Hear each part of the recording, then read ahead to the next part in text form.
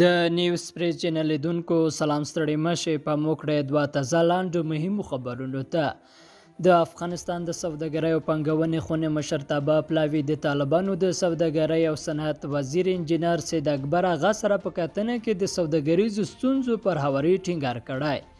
د افغانستان د سوداګرۍ او پنګونې خونې لومړي مرستیال محمد یونس مومن نن دوشنبه ازادي راډیو ته ویل چې د لیدنې په ترڅ کې د خصوصي سکتور په مختلفو ستونزو خبرې اترې وشوې. مومن هیله څرګنده کړې چې د سوداګرۍ او صنعت وزارت به د یادو ستونزو په له منځه وړلو او په ننګونو د غلبې حاصلولو په برخه کې کوټلي ګامونه پورته کړي. په ناسته کې د کراچۍ، تورخم، سپین بولدک، اسلام کلا او نورو بندرونو کې شته ستونزو، ګمرکي تعرفو په ګمرکونو کې د سیستمونو فعالولو او د اپټا تړون د اعتبار مودې پای ته رسیدو په اړه خبرې وکړې او د سوداګرۍ او صنعت وزارت څخه د یادو ستونزو د حل لارو چارو غوښتنه وکړه. د سوداګرۍ او صنعت وزیر ژمنه وکړه چې یا د ټولو ستونزې به د اقتصادي کمیسیون سره شریک او هڅه به وکړي چې د افغانستان د سوداګرۍ او پنګونې اتاق سره په همغږۍ کې د حل لارې چارې ولټوي.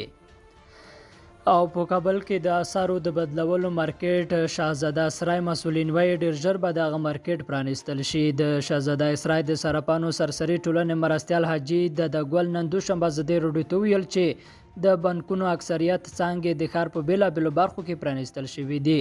نوموړي وویل چې د افغانستان بانک مسولین له صرافانو سره هم نن یوه ناسته لري او وروسته به شاهزاده اسرای هم پرانیستل شي. په کابل او ولایتونو کې بانکونه له تیرو 2 اونیو راهیسې تړلي وو، خو بانکونو پرون په کار پیل کړی او ټاکل شوی چې شاهزاده اسرای هم پرانیستل شي. لیدونکو له ملتیا مننه ښې چارې.